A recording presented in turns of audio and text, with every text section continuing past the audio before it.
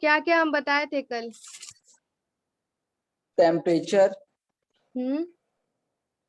Pressure, हाँ, chemical potential और क्या? बस मैम। हाँ, सर कुछ केमिकल पोटेंशियल क्या होता है?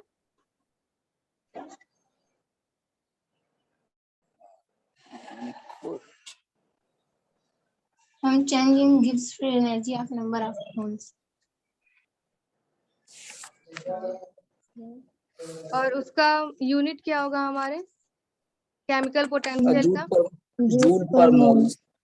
ठीक है, वेरी गुड। और गिब्स फ्री एनर्जी किसको कहते हैं? गिब्स फ्री एनर्जी के बारे में बताइए। मैम जितना हम एनर्जी यूटिलाइज करते हैं उसी को बोलते हैं गिब्स फ्री एनर्जी। ठीक है, वेरी गुड। ठीक है, तो हम डेरिवेशन से स्टार्टिंग से स्टार्ट कर रहे हैं, ठीक है? Yes.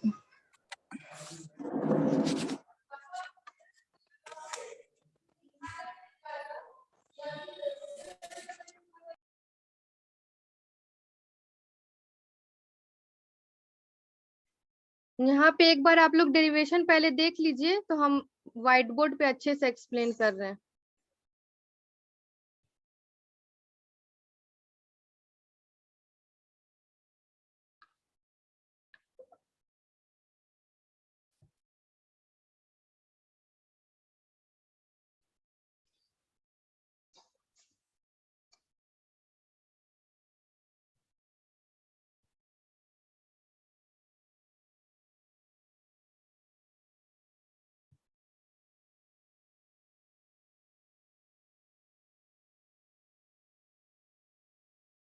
मान लीजिए हम एक सिस्टम लिए हैं, ठीक है?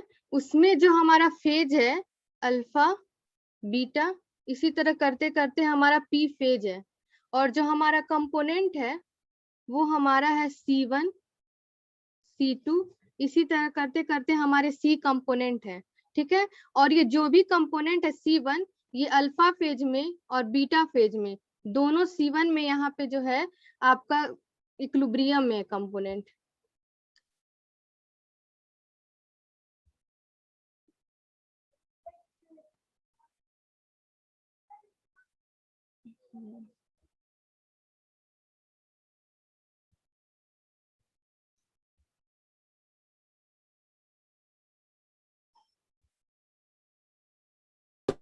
चार महीना हो गए अबे परसों नरसों पाएंगे।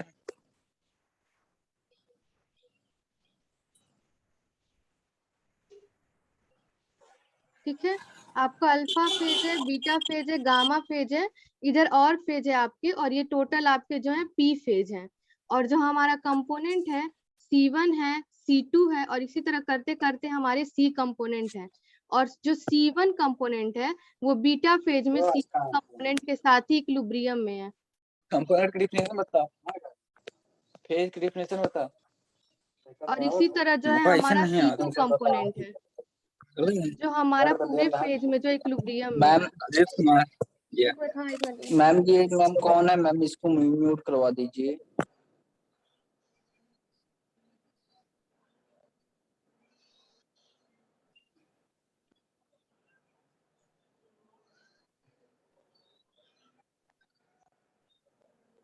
म्यूट कर लिया, वो खुद ही लग रहा है। ओके मैम, मैम पढ़ाई। ठीक है, तो आप मान लीजिए कि हम एक सॉल्यूशन लिए हैं जिसमें अल्फा बीटा गामा ऐसे करते करते हमारे पी फेज हैं, और जो हमारा कंपोनेंट है C1 C2 ऐसे करते करते हमारे C कंपोनेंट है। और अल्फा फेज में जो है हमारा C1 जो कंपोनेंट है वो बीटा फेज के C1 कंपोनेंट के साथ, गामा फेज के C1 कंपोनेंट के साथ, और इसी तरह करते करते हमारे पी फेज तक C1 कंपोनेंट जो है इक्विलिब्रियम में है। और इसी तरह C कंपोनेंट भी, C2 कंपोनेंट भी इक्विलिब्रियम में है, और इसी तरह करते करते हमारे C फेज जो है इक्विलिब्रियम में है। ठीक, तो हम क्या बताए थे कि डिग्री ऑफ फ्रीडम बताने के लिए minimum number of independent variable जो हमारे सिस्टम को डिफाइन करते हैं। ठीक, तो यहाँ पे जो है minimum number of independent variable कितने होंगे? Minimum number of independent variable में हम बताए थे आपको कि अगर मोनो वेरिएंट होता है तो प्रेशर या टेम्परेचर करेंगे, और अगर बाई वेरिएंट होता है तो प्रेशर और टेम्परेचर हमको दोनों बताना पड़ेगा, और अगर ट्राई वेरिएंट होता है तो हमको प्रेशर, टेम्परेचर और कॉन्सेंट्रेशन जो है तीनों बताना पड़ेगा। और इसी तरह अगर हमारा 4 कंपोनेंट आ गया, अगर डिग्री ऑफ फ्रीडम 4 आ गया तो हमको प्रेशर, टेम्परेचर और किसी 2 सॉल्यूशन का कॉन्सेंट्रेशन बताना पड़ेगा, कॉन्सेंट्रेशन 1 और कॉन्सेंट्रेशन 2। ठीक, तो यहाँ पे मान लीजिए कि जो हम सॉल्यूशन लिए या जो सिस्टम लिए हैं, अल्फा से अल्फा, बीटा, गामा ऐसे करके हमारे पी फेज हैं और C1 C2 तक हमारे सी कंपोनेंट हैं। ठीक, तो यहाँ पे जो आपके वेरिएबल जो हमारे सिस्टम को अफेक्ट करेंगे कौन कौन से होंगे, तो होगा हमारा टेम्परेचर और प्रेशर, और जो होगा हमारा होगा कॉन्सेंट्रेशन। तो यहाँ हम फॉर्मूला आपको जब बताए थे कि F बराबर डिग्री ऑफ फ्रीडम बराबर होता है हमारा C माइनस P प्लस 2। तो ये जो 2 है हमारा वो एक जो 1 है, यहाँ पे 2 जो है एक 1 टेम्परेचर के लिए है हमारा और एक जो है हमारा प्रेशर के लिए, 2 वेरिएबल।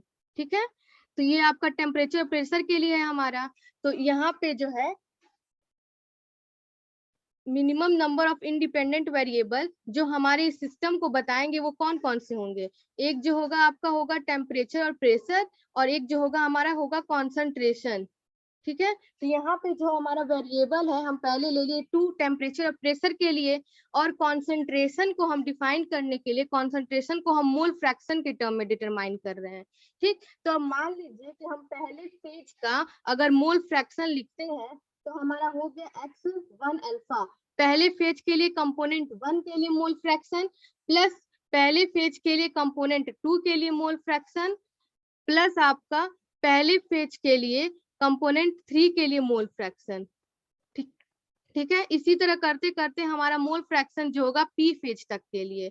फिर जो है हमारा बीटा फेज है उसके लिए हम मोल फ्रैक्शन निकालते हैं, तो हमारा हो गया X1 बीटा, बीटा फेज के लिए कंपोनेंट 1 के लिए मोल फ्रैक्शन, फिर हमारा बीटा फेज के लिए कंपोनेंट 2 के लिए मोल फ्रैक्शन। इसी तरह करते करते हमारा X जो है कंपोनेंट 3 के लिए बीटा फेज के लिए मोल फ्रैक्शन, इसी तरह करते करते हम पी फेज तक कंपोनेंट सी तक हम मोल फ्रैक्शन लिखेंगे। ठीक है, तो हम इसको क्या करते हैं, टेम्परेचर और प्रेशर हमारा 2 वेरिएबल हो गया जो हमारे सिस्टम को डिटरमाइन करेगा, तो उसके जगह हम 2 लिख दिए। और जो है तीसरा फैक्टर हमारा क्या होता है, कॉन्सेंट्रेशन होता है, तो कॉन्सेंट्रेशन को हम मोल फ्रैक्शन के टर्म में बता रहे हैं। तो यहाँ पे मोल फ्रैक्शन हो गया हमारा अल्फा फेज के लिए सारे कंपोनेंट के लिए, और ये जो हो गया हमारा बीटा फेज के लिए सारे कंपोनेंट के लिए मोल फ्रैक्शन हो गया। इसी तरह करते करते हम पी फेज तक लिखेंगे। ठीक, तो हमारा तीसरा इक्वेशन जो बनेगा वो क्या बनेगा, तीसरा इक्वेशन हमारा बनेगा एक्स पी फेज के लिए, एक मिनट 1 पहले लिख रहा था तो यहाँ पे 1 लिखा, X1 कंपोनेंट के पी फेज के लिए प्लस X2 कंपोनेंट के पी फेज के लिए प्लस मोल फ्रैक्शन हमारा जो है कंपोनेंट 3 के पी फेज के लिए। इसी तरह करते करते हम कंपोनेंट सी तक पी फेज के लिए मोल फ्रैक्शन लिखेंगे। ठीक है, तो मोल फ्रैक्शन पहला हमारा वेरिएबल क्या है, टेम्परेचर प्रेशर, तो उसके जगह हम 2 लिख दिए। अब जो है हम कॉन्सेंट्रेशन को मोल फ्रैक्शन के टर्म में बता रहे हैं, तो फर्स्ट फेज के लिए अल्फा फेज के लिए जो हमारा मोल फ्रैक्शन आया तो सारे कंपोनेंट के लिए हम यहाँ मोल फ्रैक्शन लिख दिए पहले इक्वेशन में। फिर जो है हम दूसरे इक्वेशन में जो है बीटा फेज के लिए मोल फ्रैक्शन लिख दिए। फिर उसके बाद जो है तीसरे फेज में हम इसी तरह गामा का लिखते जाएंगे। इसी तरह करते करते पी फेज है हमारे, तो हम लास्ट में पी फेज पे आ गए और पी फेज के लिए सारे कंपोनेंट के लिए मोल फ्रैक्शन लिख दिए। ठीक, तो अब इस पूरे मोल फ्रैक्शन जो है इसके बराबर क्या होगा। ठीक, तो यहाँ पे देखिए आपके कितने कंपोनेंट हैं, पूरे कंपोनेंट जो है हमारे सी हैं और फेज अल्फा बीटा गामा ऐसे करते करते हमारे फेज जो है पी हैं, तो मोल फ्रैक्शन कितना होगा सी इंटू पी। अब आप लोग को कल यहाँ कंफ्यूजन था कि सी इंटू पी कहाँ से आ रहा है। ठीक, तो हम अभी ये बता दे रहे हैं, पहले इतना जो बताया वो क्लियर हुआ। Hello, yes ma'am. ये मतलब डेरिवेशन है तो थोड़ा बोरिंग लग रहा होगा आप लोग को, मतलब नींद नहीं ना आ रहा है किसी को। No ma'am. तो मोल फ्रैक्शन पहला ये 2 जो है ये क्लियर है ना आप लोग को कि टेम्परेचर प्रेशर के लिए हम 2 लिख दिए, और कॉन्सेंट्रेशन जो है हमको निकालना है क्योंकि हमको इस सिस्टम के बारे में बताना है, तो हमको टेम्परेचर प्रेशर 2 वेरिएबल बता दिए, तीसरा वेरिएबल हमको कॉन्सेंट्रेशन बताना है। तो कॉन्सेंट्रेशन जो है पहले फेज के लिए सारे कंपोनेंट के लिए हम मोल फ्रैक्शन निकाले हैं, फिर दूसरे फेज के लिए हम सारे कंपोनेंट के लिए मोल फ्रैक्शन निकाले हैं, फिर उसी तरह हम करते करते पी फेज तक सारे कंपोनेंट का मोल फ्रैक्शन निकाले हैं। ठीक, तो अब हमारा जो पूरा फेज है वो अल्फा से पी तक है, और जो हमारे कंपोनेंट है C1 C2 C3 इस तरह करते करते हमारे C कंपोनेंट है। ठीक, तो हमारा जो है पूरा मोल फ्रैक्शन कितना होगा, तो P फेज और कंपोनेंट C के लिए तो C इंटू P होगा, तो जो हमारा वेरिएबल आएगा वो आएगा 2 प्लस CP। अभी CP जो है हम एक छोटा सा एग्जांपल लेके भी बता दे रहे हैं। तो जो हमारे वेरिएबल आएंगे जो हमारे सिस्टम को अफेक्ट करेंगे, जिससे हम सिस्टम के बारे में बता पाएंगे कि हमारा सिस्टम जो है किस फेज में है, कैसे एग्जिस्ट कर रहा है, उसको हमको बताने के लिए जो हमारे वेरिएबल आए हैं वो आए हैं हमारे 2 प्लस CP। ठीक, क्या मैम? मेरी आवाज आ रही है आप लोग को? Yes ma'am. तो देखिए जो हमारे वेरिएबल है, जैसे हम डिग्री ऑफ फ्रीडम का क्या बताए थे, डिग्री ऑफ फ्रीडम के बारे में बताइए। डिग्री ऑफ फ्रीडम क्या होता है?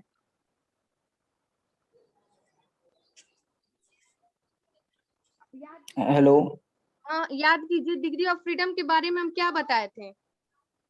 Minimum number of variable factor like at the concentration pressure, जो हमारे सिस्टम का के बारे में बताए। हाँ, ठीक, तो यहाँ पे देखिए जो आपके वेरिएबल है जो हमारे इस सिस्टम के लिए आ रहे हैं वो हमारे वेरिएबल आएंगे 2 प्लस CP।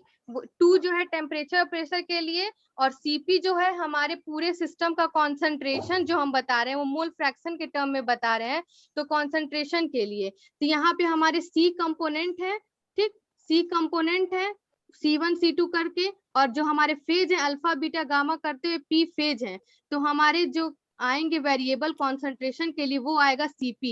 अब ये CP कैसा है हम छोटा सा एक एग्जांपल लेके बता दे रहे हैं कि अल्फा बीटा गामा ऐसे P करके है, तो हमको लग रहा है यहाँ पे आप लोग को कंफ्यूजन हो रहा है कि CP ही क्यों लिख रहे हैं। ठीक है, तो हम अभी आपको बता दे रहे हैं कि CP यहाँ पे क्यों लिख रहे हैं, दूसरा एग्जाम्पल लेके छोटा सा।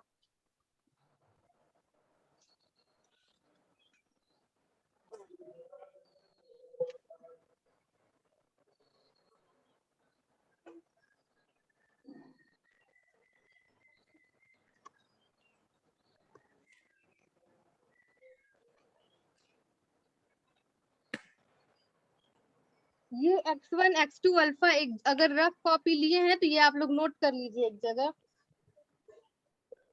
मैम एक चीज बोलना था। हाँ बोलिए। मैम BS बहल में तो इससे सरल समझाया हुआ है। किसमें? बहल में। अच्छा, तो ये मतलब आपको ये टफ लग रहा है, वो पता है ये जो है, पर जो आपको बताए थे गुरुदीप राज सर की बुक में उसमें भी ऐसे ही समझाया है, तो हम सोचे कि 2 बुक का रेफरेंस ले रहे हैं तो ऐसे ही है तो हम यही समझा दें। ठीक है मैम, लेकिन ये थोड़ा टफ लग रहा है अच्छा, मैम, कुछ ऊपर से भी जा रहा है। अच्छा ऐसा है, एक मिनट रुकिए जब हम छोटा सा एग्जांपल लेके तब बता रहे हैं। मान लीजिए कि आपका फेज जो है 3 है। ठीक है, सॉलिड है, लिक्विड है, गैस है, 3 फेज है। पहले फेज के लिए आपका कंपोनेंट 1 है और 2 है। ठीक, और यहाँ पे जो है 1 और 2 फेज जो है यहाँ पे भी कंपोनेंट जो है आपका 1 2 है, यहाँ पे भी आपका कंपोनेंट 1 2 है, और जो फेज है आपका 1 2 3। मान लीजिए कि एक सॉलिड हो गया, एक लिक्विड हो गया, एक गैस हो गया, और कंपोनेंट जो है 1 1 1 ये तीनों इक्विलिब्रियम में है, और ये 2 2 2 ये भी तीनों इक्विलिब्रियम में है। अब ये देखिए हम आपको बता रहे हैं अब कैसे मोल फ्रैक्शन के लिए हम क्या बताए थे कि मोल फ्रैक्शन जब हम निकाल रहे थे ये अल्फा बीटा गामा से P फेज के लिए, तो हम क्या कर रहे थे कि X1 alpha plus X2 alpha plus X करते करते XC अल्फा तक। ठीक, तो यहाँ पे जब आपको मोल फ्रैक्शन निकालना है तो आप लिख सकते हैं ना X1 1 प्लस X1 2, मतलब कंपोनेंट 1 के लिए फेज 1 के लिए मोल फ्रैक्शन, फिर कंपोनेंट 2 के लिए फेज 1 के लिए मोल फ्रैक्शन। उसी तरह हम सेकंड फेज के लिए तो सेकेंड फेज कंपोनेंट 1 के लिए mole fraction plus second phase के लिए कंपोनेंट 2 के लिए मोल फ्रैक्शन। इसी तरह हम कंपोनेंट 3 इसका भी करेंगे फेज 3 का, तो हमारा क्या आएगा x फेज 3 के लिए और कंपोनेंट 1 के लिए मोल फ्रैक्शन प्लस हमारा x कंपोनेंट 3 के लिए और फेज जो है आपका 3 के लिए कंपोनेंट 2 के लिए मोल फ्रैक्शन। इतना ये लिखने में किसी को दिक्कत हो रहा है? नहीं मैम। मोल फ्रैक्शन अगर हमको सबका बताना होगा तो सारे फेज में हम एक पहले बार 1 फेज लेंगे, फिर जो है हम सेकेंड फेज लेंगे, फिर जो है हम थर्ड फेज लेंगे। यहाँ पे हम कंपोनेंट 1 के लिए लिखें और कंपोनेंट 2 के लिए लिखें मोल फ्रैक्शन, फिर जो है फेज 2 में कंपोनेंट 1 और कंपोनेंट 2 के लिए लिखे मोल फ्रैक्शन, फिर फेज 3 में कंपोनेंट 1 और कंपोनेंट 2 के लिए लिखे मोल फ्रैक्शन। ये जो है हमारा पूरा टोटल मोल फ्रैक्शन कितना हो गया? 1 2 3 4 5 6 मोल फ्रैक्शन आए हमारे। Yes ma'am. और 6 को आप क्या 2 into 3 लिख सकते हैं? हाँ। और हमारे कंपोनेंट कितने थे? कंपोनेंट 2 थे। Yes ma'am. और 3 फेज फेज। कितने थे? 3 थे। 3। तो उसी तरह यहाँ पे जब आपके फेज जो है P है और कंपोनेंट C है तो आप उसको CP लिख सकते हैं। Yes ma'am. Total mole fraction बराबर। हाँ मैम लिख सकते हैं। सबको क्लियर? अगर किसी को नहीं क्लियर होगा तो एकदम बेझिझक बताइए, क्योंकि डेरिवेशन में दिक्कत होगा। सब लोग बोलेंगे तो उसी हिसाब से हमको समझ में आएगा ना कि क्लियर हुआ है कि नहीं। इतना क्लियर है सबको? Yes ma'am. Yes ma'am. Yes ma'am clear है। ठीक, तो यहाँ से आपका जो है वेरिएबल निकल गया जो हमारा आ रहा है 2 + CP, जिससे हम इस सिस्टम के बारे में बता सकते हैं। ठीक है, केएल कपूर में भी ऐसे ही समझाया था, 3 रेफरेंस बुक में ऐसे ही था, इसीलिए हम सोचे कि ऐसे ही समझा दें कि ठीक है मैम। अगर किसी को दिक्कत होगा तो बताइएगा।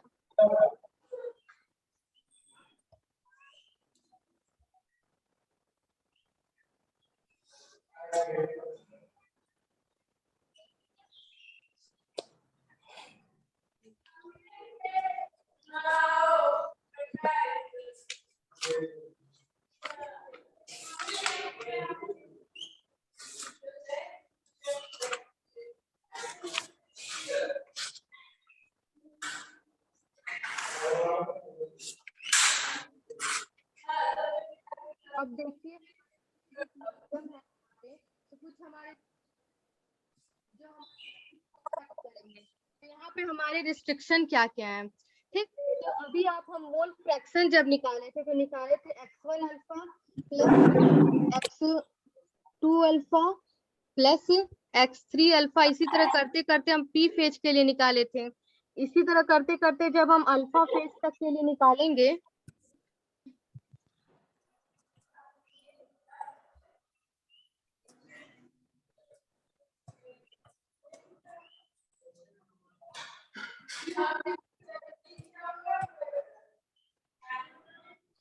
ये बताइए, इन पूरे अगर मोल फ्रैक्शन को हम जोड़ दें, अगर समय फेज अल्फा के हम पूरे कंपोनेंट के मोल फ्रैक्शन को ऐड कर दें तो मोल फ्रैक्शन का योग बराबर कितना होता है?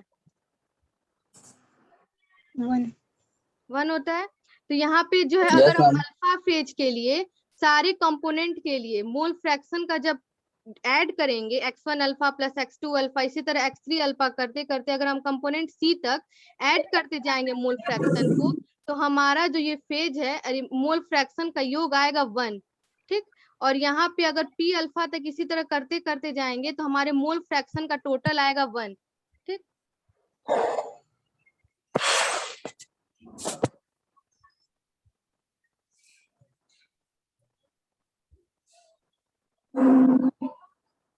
तो summation of XI alpha, alpha के सारे कंपोनेंट का, अल्फा फेज के सारे कंपोनेंट का समेशन जो होगा मोल फ्रैक्शन का वो कितना होगा? Summation of XI alpha, alpha phase के सारे कंपोनेंट का मोल फ्रैक्शन का योग कितने के बराबर होगा? समेशन एक्स आई अल्फा बराबर क्या लिखेंगे अगर केवल अल्फा फेज ले रहे हैं? 1 होगा।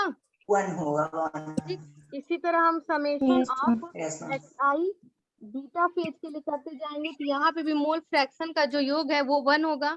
इसी तरह करते करते जब हम summation of x I P phase के लिए निकालेंगे तो इसके लिए भी 1 होगा। ठीक, तो हमारे जो ये टोटल फेज हैं वो टोटल फेज कितने हैं? पी हैं, अल्फा बीटा गामा करते करते हमारे पी फेज हैं।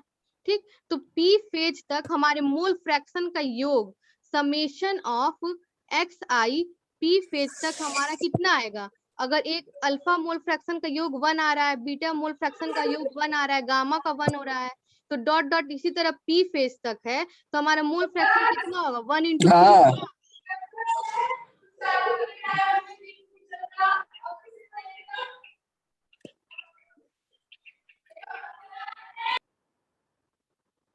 ये पी आएगा। ये भी हम क्लियर कर दे रहे हैं, बस आप लोग ये बताइए कि मोल फ्रैक्शन का जब हम योग करते हैं तो वो 1 के इक्वल आता है, इतना तो क्लियर है ना? Yes, ma'am.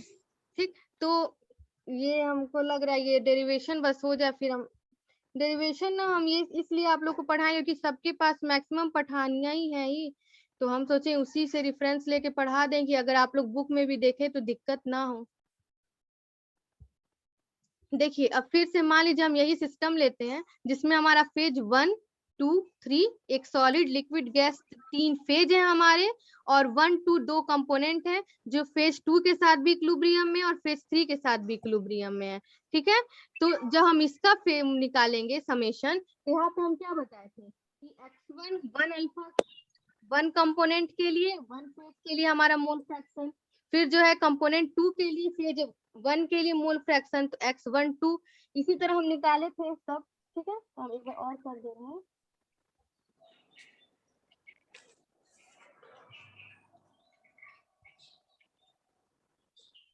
ठीक, तो ये इसका अगर मोल फ्रैक्शन को ऐड करते जाएंगे तो ये कितना आएगा? 1 1 आएगा। अगर 1 फेज के मतलब सॉलिड के फेज के सारे कंपोनेंट के मोल फ्रैक्शन को हम ऐड कर देंगे तो मोल फ्रैक्शन का योग हमारा कितना आएगा? 1 आएगा। तो इसके मोल फ्रैक्शन को अगर ऐड कर देंगे तो ये 1 आएगा। अगर सेकेंड फेज के मोल फ्रैक्शन को ऐड कर देंगे तो ये 1 आएगा और इसके मोल फ्रैक्शन को ऐड कर देंगे तो ये 1 आएगा। यहाँ तक क्लियर है कि नहीं सबको? Hello, Yes, ma'am. अगर क्लियर नहीं है तो बताइए लो, क्योंकि पता है ये डेरिवेशन इसका ऐसे है ही थोड़ा मतलब सोचने वाला है, इमेजिनरी है। इसको इमेजिन कीजिए कि आप मान लीजिए आप ऐसे सोचिए ना कि आपके पास H2 वाटर ही है। ठीक है, उसका एक फेज है और एक लिक्विड का फेज है और एक गैस का फेज है। ठीक, तो आपको हम कंपोनेंट बताए थे किसका कंपोनेंट होता है? H2O का 1।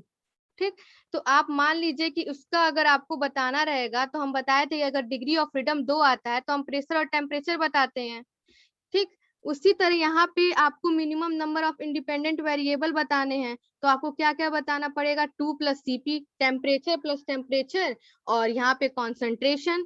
ठीक, इसी तरह यहाँ पे जब मोल फ्रैक्शन निकालेंगे हम तो मोल फ्रैक्शन ये देखिए अगर कंपोनेंट 1 का अल्फा फेज के लिए मतलब 1 फेज के लिए और 2 फेज के लिए मोल फ्रैक्शन का योग निकालेंगे तो ये मोल फ्रैक्शन को काउंट करेंगे तो मोल फ्रैक्शन बराबर 1 होता है ना? इतना क्लियर है सबको ना कि मोल फ्रैक्शन को जब हम जोड़ते हैं तो सॉल्वेंट का पूरा मोल फ्रैक्शन को ऐड करने पे हमारा मोल फ्रैक्शन 1 के इक्वल आता है। क्लियर है कि नहीं? Yes ma'am. ठीक, तो यहाँ पे हमारा पी फेज है। ठीक, तो अगर यहाँ पे 3 था, अगर 3 फेज थे हमारे 1 2 3 फेज थे तो हमारा मोल फ्रैक्शन कितना आया? पहले फेज के लिए 1 आया, दूसरे फेज के लिए 1 आया और तीसरे फेज के लिए 1 आया, तो टोटल मोल फ्रैक्शन हमारा 3 आया। समेशन ऑफ एक्स आई और 3 फेज है तो 3 फेज के लिए हमारा समेशन ऑफ एक्स आई 3 आया। यहाँ पे इस सिस्टम के लिए 3 आया। इसी तरह जब हम पी सिस्टम ले रहे हैं जिसमें अल्फा बीटा गामा से लेके हमारे पी फेज तक है तो यहाँ पे हमारा summation of x I P phase के लिए पी आएगा। जब हमारा 3 फेज के लिए समेशन ऑफ xi जो है मोल फ्रैक्शन का योग जो है हमारा 3 आ रहा है, तो summation of xi p phase के लिए हमारा मोल फ्रैक्शन का योग p आएगा ना।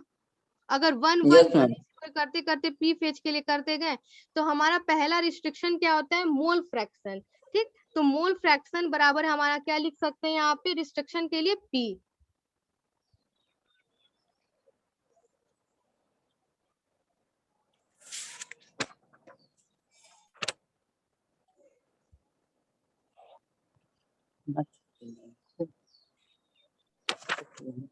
रेस्ट्रिक्शन आपका एक हो गया मोल फ्रैक्शन। दूसरा रेस्ट्रिक्शन जो होता है वो हमारा होता है केमिकल पोटेंशियल। ठीक, तो केमिकल पोटेंशियल के लिए हम क्या बताए थे, अगर मान लीजिए कि एक जो है दूसरे के साथ इक्विलिब्रियम में है, 2 जो है 3 के साथ इक्विलिब्रियम में है, तो यहाँ पे हम केमिकल पोटेंशियल के लिए आपको क्या बताए थे, अगर 1 का केमिकल पोटेंशियल न्यू है तो 2 का केमिकल पोटेंशियल कितना होगा।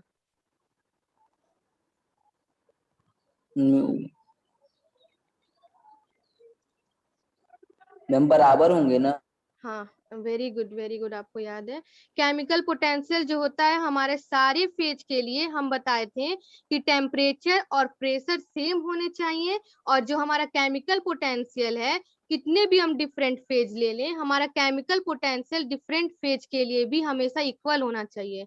अगर केमिकल पोटेंशियल आपका यहाँ मान लीजिए इक्वल नहीं होगा तो हमारा 2 और 3 जो है इक्विलिब्रियम में फिर नहीं होगा।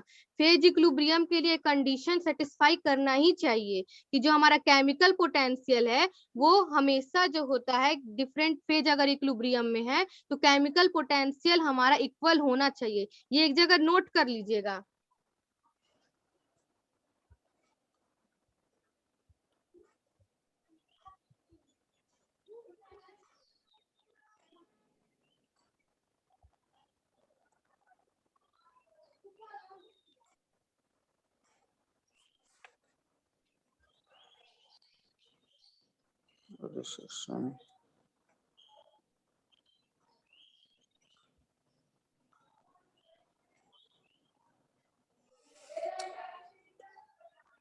ये तक थोड़ा बोरिंग लगेगा, फिर हम अच्छे से क्वेश्चन डिस्कस करेंगे। इस पे भी हम एक एक क्वेश्चन बताएंगे, रुक जाइए। देखिए, सेकेंड रिस्ट्रिक्शन हमारा हो गया केमिकल पोटेंशियल। तो हम क्या बताएं कि अगर हमारा मान लीजिए कि डिफरेंट फेज है, कितने भी हमारे डिफरेंट फेज हो, अगर वो हमारे इक्विलिब्रियम में है तो हमारा केमिकल पोटेंशियल जो है अल्फा फेज का, बीटा फेज का, जितने भी डिफरेंट फेज है उसका सेम होना चाहिए। जैसे यहाँ पे जो हम ले रहे थे कि 1 इक्विलिब्रियम में है 2 के साथ और 2 इक्विलिब्रियम में है 3 के साथ, तो हमारा केमिकल पोटेंशियल जो था न्यू इक्वल्स टू न्यू, तीनों का जो है केमिकल पोटेंशियल सेम आ रहा था। इसी तरह जब हम मान लीजिए कि आपका अल्फा फेज ले रहे हैं, वो इक्विलिब्रियम में है हमारे बीटा फेज के साथ, वो इक्विलिब्रियम में है हमारे गामा फेज के साथ, तब हमारा यहाँ पे केमिकल पोटेंशियल क्या होगा, इन सब के लिए भी सेम होगा डिफरेंट फेज के लिए। इतना क्लियर है सबको? Hello, Yes, ma'am. सब लोग चुप हो गए हैं, सब सो रहे हैं क्या? इतना ज्यादा बोरिंग लग रहा है? नहीं मैम क्लियर है। No, ma'am. ये थोड़ा ऐसा टॉपिक है ही, बस थोड़ा सा आप लोग वर्ड डालिए कि हो जाए। अगर नहीं समझ में आएगा तो बोलिएगा। तो यहाँ पे देखिए आपका हम क्या बताए थे कि मोल फ्रैक्शन इक्वल होना चाहिए। तो यहाँ पे हमारे फेज कितने हैं, हमारे फेज है, एक मिनट,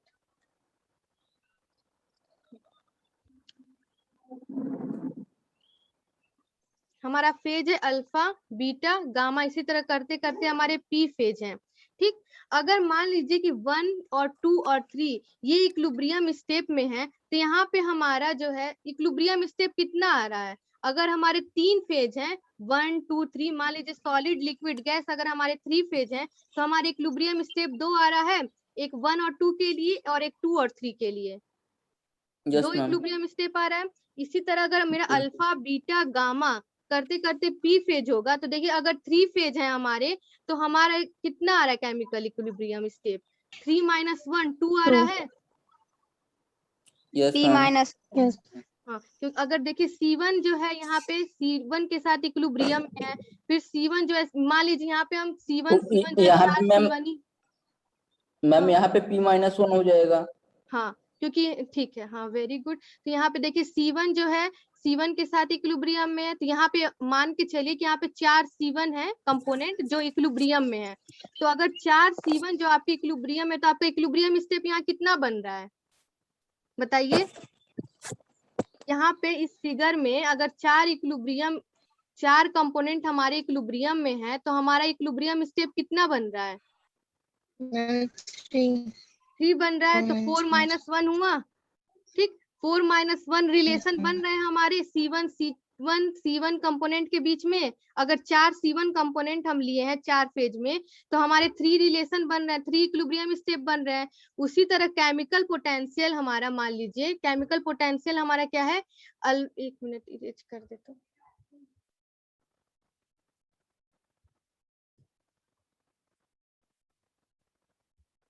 आज की क्लास थोड़ी सी बोरिंग है, पर आप लोग एक बार ना अपने से कोशिश कीजिएगा तो हो जाएगा क्लियर। अगर इसी तरह मान लीजिए कि अल्फा है, ये इक्विलिब्रियम में है बीटा के साथ, ये इक्विलिब्रियम में है गामा के साथ, इसी तरह करते करते हमारे इक्विलिब्रियम में है फेज पी के साथ। तो यहाँ पे कितने नंबर ऑफ स्टेपिंग बनेंगे, कितने नंबर ऑफ स्टेप बनेंगे तो यहाँ पे देखिए अगर पी फेज है तो P-1 स्टेप बनेगा। अगर 4 थे मेरे तो 3 बन रहे थे, 3 थे तो 2 बन रहे थे, तो इसको हम P-1 लिख सकते हैं। ठीक, तो केमिकल पोटेंशियल हमारा आ गया फेज P-1। पर यहाँ पे जो है हमारे कंपोनेंट कितने हैं, तो कंपोनेंट आपके जो है यहाँ पे C1 C2 C3, इसी तरह करते करते हमारे C कंपोनेंट हैं, C कंपोनेंट है। तो हमारा C अल्फा बीटा गामा से P फेज तक के लिए और C कंपोनेंट के लिए हमारे केमिकल पोटेंशियल को हम क्या लिख सकते हैं, C इंटू P-1 लिख सकते हैं। क्योंकि हमारे यहाँ पे कितने फेज हैं, आपके जो कंपोनेंट है C1 है C2 है, इसी तरह करते करते हमारे C कंपोनेंट है, और फेज जो है अल्फा बीटा गामा ऐसे करते हुए P फेज है। तो हम इसको P-1 इंटू C लिख सकते हैं। ये क्लियर है आपको? Yes ma'am. तो हमारा रिस्ट्रिक्शन क्या क्या है, एक जो हमारा रिस्ट्रिक्शन आया मोल फ्रैक्शन के लिए आया, जो P आया था हमारा, और केमिकल पोटेंशियल के लिए क्या आया, तो वो हमारा आया P-1 इंटू C।